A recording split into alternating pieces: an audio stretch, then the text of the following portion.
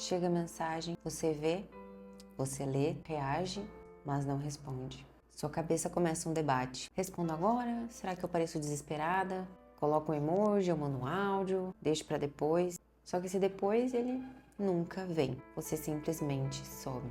E não é desinteresse, é medo. Medo de aparecer demais, medo de ser lida errado, medo de entrar em algo que você não sabe se vai conseguir sustentar. Você quer se conectar, mas seu cérebro te sabota. Você fala que prefere ficar sozinho, sozinha, mas a verdade é que você não aguenta a ansiedade de estar com alguém.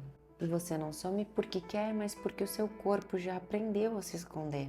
O teu cérebro, o teu corpo foi condicionado a ver essa conexão como uma ameaça. E o resultado disso é que a menor mensagem vira um campo minado. E a verdade mesmo é que por trás de tudo isso, sabe qual é o problema? É que você aprendeu a se proteger demais.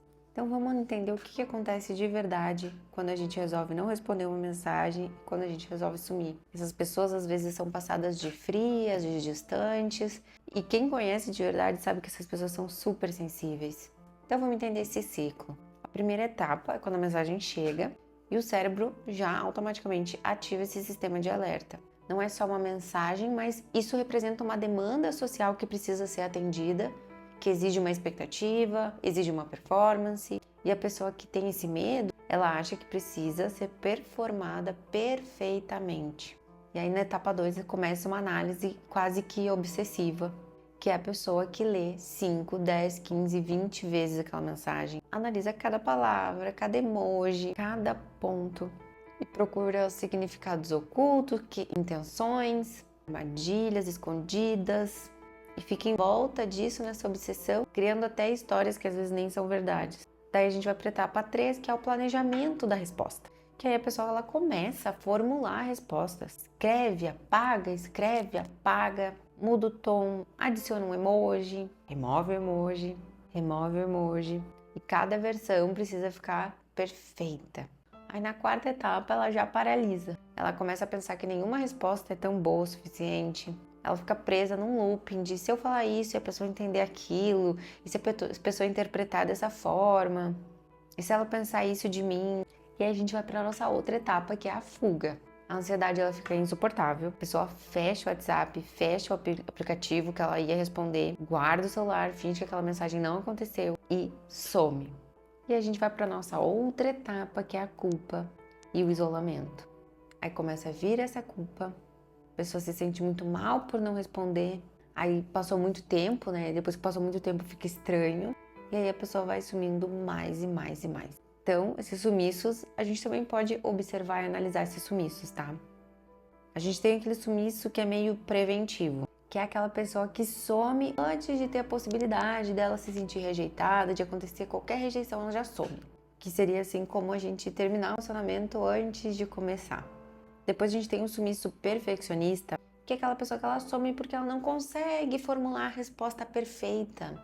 Ela prefere não responder do que responder errado. Tem aquele sumiço que é um sumiço mais emocional, que a pessoa some quando a conversa começa a ficar mais íntima, porque a intimidade, essa parte mais emocional ativa um sistema de alerta, então ela prefere sumir. Tem aquele sumiço também de sobrecarga, né? Quando a pessoa está recebendo muita mensagem, ela tem muita mensagem para responder, e a quantidade vira uma montanha impossível de escalar, então existe esse sumiço também. Tem aquele sumiço também meio que de autopreservação, quando a pessoa está se aproximando demais, então tu dá um sumiço ali para dar uma distanciada. Tem também aquele sumiço de vergonha, que é a pessoa que some porque ela compartilhou algo muito pessoal, que ela, né, enfim, ela tem algum sentimento de inadequação, porque de certa forma a vulnerabilidade dispara uma vergonha e uma necessidade de fuga. E tem o sumiço teste, que a pessoa some para testar se a outra vai atrás, que é uma forma distorcida de medir o interesse daquela outra pessoa. Então, né, a gente sempre confunde ou não, ou fica na dúvida se a pessoa ela é introvertida, se você é introvertido, ou se realmente esse sumiço ele vem de um esquema de isolamento, de uma dificuldade.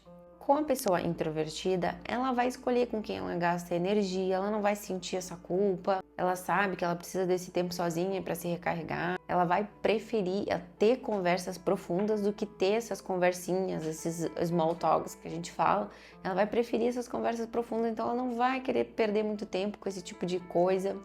e ela realmente ela não vai querer gastar tempo com algo que ela acha que não vale a pena. Já esse sumiço que vem do isolamento, ali, de um sentimento ruim, a pessoa ela vai sumir porque ela não sabe o que responder direito. Ela vai ter medo de falar alguma coisa errada. Ela vai achar mais fácil sumir, evitar do que lidar com as ansiedades que aquela situação gera. Então, pra gente colocar de forma mais clara, o introvertido, eles se conectam intencionalmente. As pessoas que somem com o esquema do isolamento, elas vão evitar a conexão por medo. E aí vem os paradoxos que essas pessoas começam a enfrentar. A pessoa some porque ela quer evitar a rejeição, mas ela acaba conseguindo o quê? Rejeição com esses comportamentos que ela tem, e eu vou te mostrar como. A pessoa ela pensa, eu não vou responder para não falar nada errado. Só que o que ela acaba passando? Uma coisa meio errada, porque ela acaba passando a mensagem que ela não quer, de não resposta, que parece uma coisa meio errada. Talvez responder qualquer coisa seria mais coerente do que não responder nada. Aí a pessoa pensa, se eu sumir, eu não vou ser rejeitada. Mas assumir é uma forma de se rejeitar primeiro. Eu já tô me rejeitando desse contexto, dessa conexão. Eu já tô achando que eu não tenho condições de estar nessa conexão. Eu já tô invalidando o meu acesso a essa conexão. A pessoa pensa, se eu não responder, eu não vou decepcionar ninguém. Mas assumir, né, já faz ela se decepcionar com ela mesma e também decepcionar talvez a outra pessoa que estava esperando ali uma resposta. Então o cérebro ele faz uma conta que não faz sentido, que é responder é um super risco, não responder é super seguro. Só que na verdade responder seria quase 100% de conexão, vamos dizer 80% de conexão. E não responder é 100% de chance de isolamento. Então a gente escolhe 100% a chance de isolamento para evitar possibilidade de rejeição. Então, por que a gente continua assumindo, mesmo entendendo esses processos? Primeiro que se tu tem esse sentimento de culpa, de que alguma coisa tá errada, de que pessoas estão sendo machucadas, é porque você sabe que as pessoas realmente elas estão sofrendo de alguma forma pelo teu sumiço. E aí tu continua por quê? Porque você é uma pessoa ruim? Não. Porque essa ansiedade é maior. A ansiedade de responder é maior que a culpa de não responder. A gente tem uma balança decisória. E aí você coloca que a gente tem maior risco, essa ansiedade, lidar com essa ansiedade de responder, tá muito maior do que a culpa de não responder. Eu prefiro a culpa de não responder do que a ansiedade de responder. Você, de certa forma, se convenceu que é melhor isso. E a gente não sabe como parar esse padrão, mesmo tendo medo que seja tarde demais. Porque no fundo, o que a gente quer? Né? Parece que, não, eu quero me conectar com as pessoas, eu quero não ser rejeitada, mas na verdade a gente queria responder a mensagem tranquilamente, né? Sem sentir ansiedade. A gente quer se conectar, mas a gente quer se conectar sem medo desse julgamento. A gente quer ser espontânea, sem se arrepender depois, ter relacionamento sem ter que ficar se performando toda hora. A gente quer existir sem ter que pedir desculpa. Então esse sumiço não é quem você é, esse isolamento não é quem você é, mas como você aprendeu a se defender das suas ansiedades, das suas angústias, dos seus medos. E a verdade sobre as conexões genuínas, as pessoas que realmente importam, elas não vão te julgar, elas não vão te excluir, elas não vão te rejeitar por causa de uma resposta que foi imperfeita. As pessoas que te julgam por pequenas imperfeições, por qualquer coisinha, na verdade elas não têm que ser importantes na tua vida. E talvez tu tá perdendo conexões reais, pessoas legais, pessoas importantes, pelo medo que essas pessoas que não são importantes criaram na tua vida. Existem pessoas que julgam, existem pessoas que falam mal das outras, existem, mas talvez não é legal a gente se conectar com esse tipo de pessoa. Deixa elas lá vivendo as suas histórias. E aí, olha que louco, né? Porque essa pessoa que some, ela não some porque ela não se importa, mas porque ela se importa demais. Mas a mensagem que passa, a impressão que fica é o oposto, né? E pensa assim que cada mensagem que tu fica com muita dificuldade de não responder é um indício do quanto tu se importa com isso. A gente tem inúmeros vídeos aqui falando de isolamento, falando da origem, falando de família. A gente tem uma playlist só de isolamento aqui no canal. Mas trazendo um pouquinho da história, a gente vem às vezes, né, de uma infância, de uma família muito crítica, que corrigia demais, que xingava, de bullying. Ou às vezes esses ensinamentos foram assim, né? A gente tem que pensar antes de falar. Você não pode interromper as pessoas, tem que ter educação, tem que falar baixo, ninguém perguntou a tua opinião. A gente vem de um ambiente mais hostil em relação a expressar as opiniões próprias, a ser mais espontâneo. Algumas experiências também da nossa infância marcam muito, como eu falei, bullying, ser excluído de grupo, humilhações, às vezes da família, humilhações em alguns lugares. E aí essas situações fizeram, né, a gente ir aprendendo que se expor era um risco de rejeição e que era bem melhor se manter quieto, mais seguro se manter quieto. A gente também pode trazer um aspecto do perfeccionismo familiar, pais que corrigiam demais, corrigiam gramática, corrigiam um tema, corrigiam o jeito que falava, o jeito de postura. Família que valorizava muito o certo, até acima da expressão autêntica daquela criança. Era melhor, a expressão do certo era mais validada. A pessoa só era elogiada quando fazia tudo certinho, quando falava perfeitamente. Às vezes até os pais, eles trazem essa preocupação deles com eles mesmos, né? Passando essa mensagem adiante. Pode também ter, gente, algumas situações traumáticas ao longo da vida da pessoa. Alguma vergonha pontual, alguma vergonha que ela passou expressiva ali na infância. Uma mensagem privada que foi exposta, alguma situação privada que foi exposta. Alguma situação de ridicularização, uma vergonha. Pessoas que tiveram situações que distorceram o que ela falou. E hoje ela toma muito cuidado, traições também, até em relações de amizade. E aí a pessoa vai interpretando as comunicações como algo perigoso, qualquer coisa que eu digo pode ser usado contra mim. E daí a pessoa fica analisando, né? Qualquer palavra, qualquer coisa, qualquer intenção que possa passar ali, a pessoa já fica altamente analisando. A gente também pode ter tido uma fobia social na infância, uma ansiedade social, aquele rótulo de timidez sem receber nenhuma ajuda para melhorar essas questões. Pode ter rolado ali uma evitação social muito reforçada. Por exemplo, né, crianças que ficavam em casa sozinha.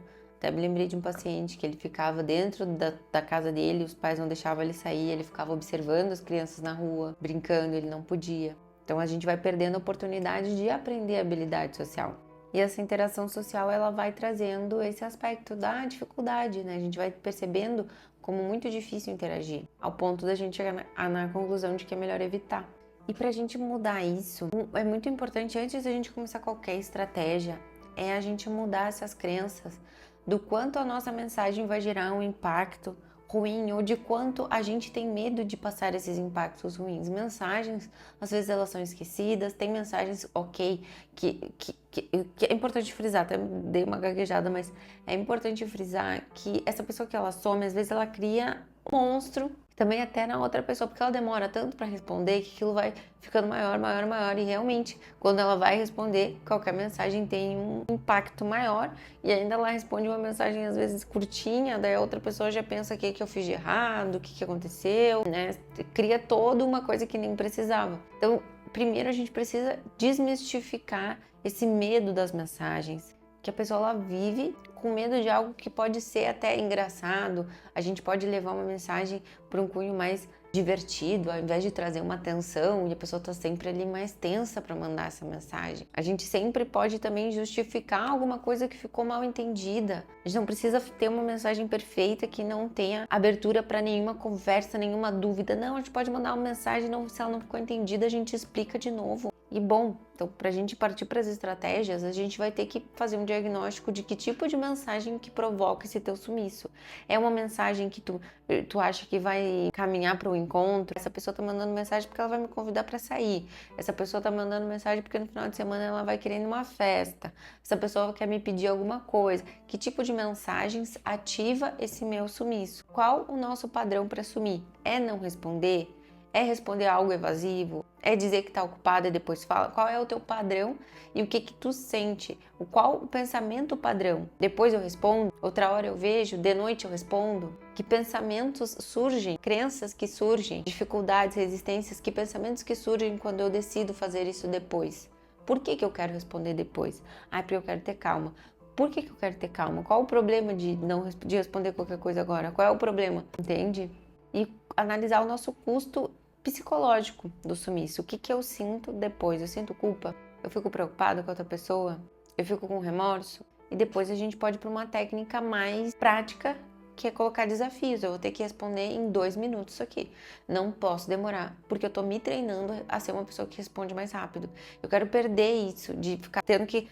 Porque eu conheço esse sentimento. É um sentimento, assim, de um monte de mensagem que ficou pra trás e parece que aquilo tá sempre te acompanhando e tu tá sempre devendo. Então eu quero ser uma pessoa que não vive mais com esse sentimento. Então eu quero ser a pessoa que vê e responde pelo menos em 2 minutos. Ou eu quero ser a pessoa que responde todas as mensagens todos os dias. Eu digo isso, né? Chega um horário que eu vou responder tudo, eu não vou deixar essa demanda para outro dia. Até seria interessante a gente flexibilizar a resposta de a primeira coisa que me veio na cabeça. Pra gente perder esse medo e essa coisa de ter que responder algo perfeito e tal. Responde o que tá na cabeça, faz as suas relações serem mais leves pra ti. Porque a gente precisa desensibilizar essa perfeição. E pode chegar o caso da gente ter que mandar uma mensagem com algum erro, um emoji engraçado, uma resposta nada a ver, que a pessoa fique, meu Deus, o que é isso? Justamente para tu ir flexibilizando isso. Em vez de escrever o texto, responder uma coisa mais curta, mandar um meme. E para tudo isso, a gente tem que aumentar essa tolerância ao desconforto dessas ansiedades. Então saiba que tu tá num momento de treinamento. Eu preciso